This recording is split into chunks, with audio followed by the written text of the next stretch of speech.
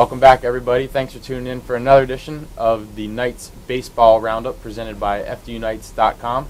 I'm your host, Gavin Neville, and we're joined, as always, by the head coach, Gary Puccio. Coach, how you doing today? All right, Gavin, how you doing? I'm doing okay. Good. You guys had a great weekend. Took 3 of 4 from the defending champion from the NEC, Sacred Heart.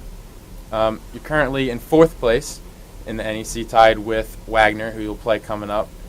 And with the wins this past week, it was you got a lot closer to your totals from last year. You're 1 away from last year, 2 away from your total from the NEC. You guys had your first 5-game winning streak since '03, won your first back-to-back NEC series since '05. So with all that being said, what do you take away the most, and what's the most impressive to you from this past weekend?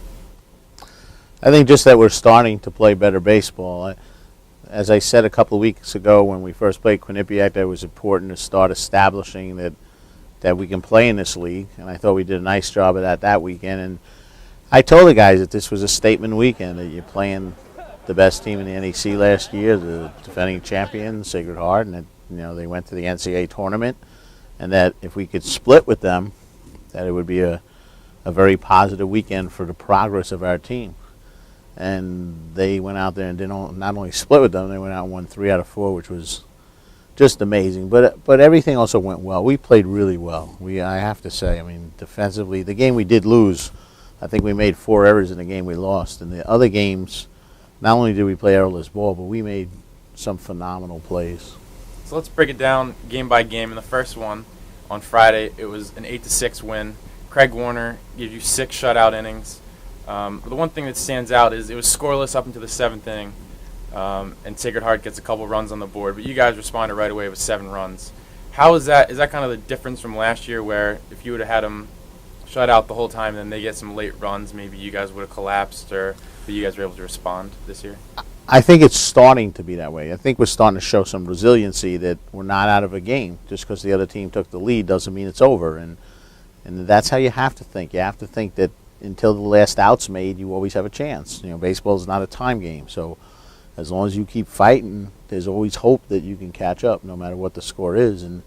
And Schreiber pitched a terrific game for them. He was outstanding. They took him out, and I think they brought in Hermanson, and I don't think John pitched bad as much as it was. I know they made a couple of errors in that inning, which kind of opened the door. And part of becoming a good team is when a team opens the door for you, you need to go through that door. Sacred Heart did the same thing to us the day we made the 4 errors. They won that game pretty handily, 6-1. So, yeah, learning to take advantage of opportunities and learning how to gel together as a team, especially when playing a good team and especially when behind, are all important parts of growing. And we're still growing. I don't want to lose sight of the fact that we're still growing. Right. And then on Saturday, you were in the split. In the first game, Joe Borelli goes all 7 innings, shutout ball. It's a 2-0 win. So can you talk about him getting his first start against the reigning NEC champs and how you thought he responded? Not a bad way to start your college career, obviously. His first start for us, he had been, I don't want to say injured, because I don't even know if injured is the right word, overused a little bit. And we tried to just wean him back into a starting role, which is where we expect him to be. And kid went out there and gave you a great first performance of your career when you're pitching against the champions, and you managed to 3-hit them.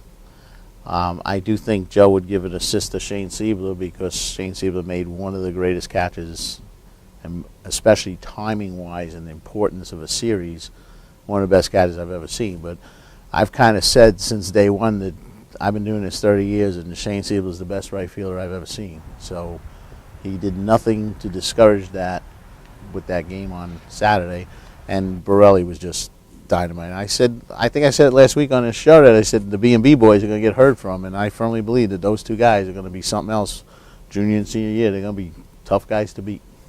You got another good performance on Sunday from Mike Eliason, your captain.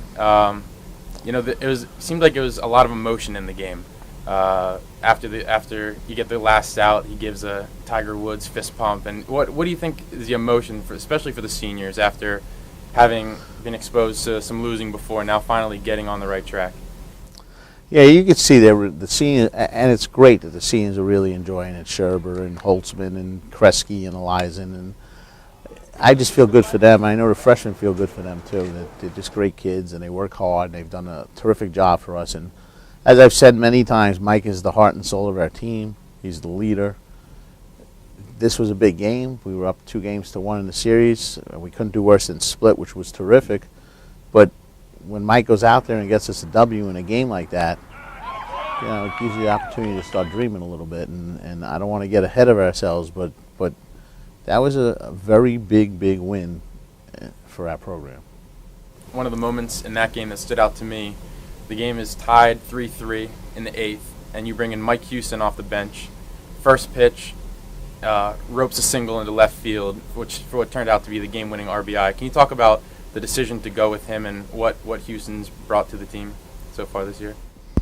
Yeah, one of the problems with we got so many freshmen. It's hard to play them all at one time. I mean, I think we have 16 freshmen on a team. But I think Mike's going to be a major player for us down the road too. He's a quality hitter, and I've tried to use him in spots. I make sure he plays all the non-conference games so he gets some at-bats. And I think JT was coming up in that spot, bases loaded, and ground ball from JT's good chance at a double play. So I wanted someone with a little more speed. And Mike has been incredible with bases loaded hitting for us. He's gotten a few RBIs, a couple of sac flies and stuff, and I just felt he was the right kid at the right time, and he immediately obviously didn't wait, swinging first pitch, driving in a run, and then we had 2 good at-bats behind that with a bases loaded walk and Matty Holtzman with a great sac fly that kind of clinched it for us. So taking 3 of 4 from the defending champion of the NEC, Sacred Heart, what did you think? What was the game plan coming in, and what do you think really worked well for you guys? I think we definitely played probably as good as we could play, and that's a credit to Sacred Heart too. That they're such a good team. I'll tell you what, you got to look at some of the things they did too. We were down 3-0 against Eliason, and Murphy hits a 3-run homer. Griffith in the game, we were up 8-4 in the 9th. Singles in 2 runs. I tried to avoid him as much as I could all weekend. And they're probably as good a 3 and 4 hitter as there is. And that's why they're a good team. And obviously their pitching was solid. We did get a couple of breaks. Things went our way. We got key hits when we needed to. And that's part of baseball. The old line about a couple inches makes a big difference. And right now, the couple inches are going our way. I think one of the big things is we can't lose focus of what our goals were coming into the season. We can't change them just because we're playing well, which is, it's great we're playing well, but as you said earlier, I think we're one win away from last year's total, right. And I think we're 2 wins away in the conference. I gave them some goals to hit at the start of the year as far as wins, and one of the things I told them was to be the best FDU baseball team of the 21st century, and I think that means we got to get to 17 wins. So that's certainly looking more than reasonable now. Hopefully we'll get there. And again, with freshmen, you never know. But I think they're on the right path. So after a good weekend in the NEC, the league office recognized Joe Borelli as the Co-NEC Rookie of the Week. So our Kelsey Semler got a chance to talk to Borelli about what his first year has been like with the Knights. Hello, FDU Knights fans. This is Kelsey Semler with FDUKnights.com. Today I'm here with freshman Joe Borelli, who was named NEC and NJCBA Rookie of the Week. Joe, you made your first start as a pitcher this past weekend. How was that for you? It was good. Just to be out there on the mound for the first time on the season and doing as well as I did, it was a good start off to the season and my college career. And you pitched a shutout against defending conference champion Sacred Heart. What was working for you out on the field?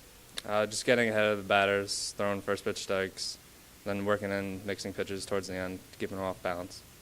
And now what is going to work for you the rest of the season? Are you going to carry on this confidence throughout the rest of the games? Yeah, I have great confidence behind me, which is I'm a contact pitcher, so having the defense that we have really helps us out. Sounds good. Well, best of luck the rest of the season. Once again, this is Kelsey Semler with FDUKnights.com. Back to you, Gavin. Thank you, Kelsey. So after an emotional weekend where you took 3 of 4 from Sacred Heart, how do you kind of prevent your guys from having that emotional letdown from, trying to respond after such a big series when you play Wagner, who you're currently tied for 4th with in the NEC? I think that in itself tells you Wagner's obviously a good team. They're 7-5, same as us right now, and they've had some quality wins. They beat Monmouth twice. We didn't do that. So I don't see it being a letdown. I see it being another big challenge ahead. They're obviously a good ball club. We're becoming a good ball club. So, again, it's another test and it's another opportunity for us to show that we're definitely better. And hopefully, if we continue to play the way we're playing, you'd like to think that we should be okay. It's certainly not going to be any easy series. I haven't seen an easy series yet, so I don't think this one's going to be any different. With the standings how they are, you both come in tied for fourth. Do you look at this as the biggest series of the season? Not really, because top 5 will make the playoffs based on Bryant being one of the 5. Mm-hmm. So technically, we both would be in right now if the season ended today. Obviously, you want to keep winning just to create that a feeling of being successful. I think we've done a great job of. I think we won 7 of our last 9 conference games and 8 out of 11 games overall. So we're starting to create an atmosphere of expecting to win rather than hoping to win, or rather than, gee, wouldn't it be great if we win? I think we finally are reaching a point where they take the field every day saying, okay, let's try to win today. And I think that's a difference in the atmosphere this year that you see, and I credit the young guys for having a lot to do with that. Well, Coach, as always, we really appreciate you taking the time to talk to us, and hopefully we'll come back for next edition of the Knights Baseball Roundup talking about some more wins. Sounds good to me. Thanks, Gavin. Thanks for tuning in.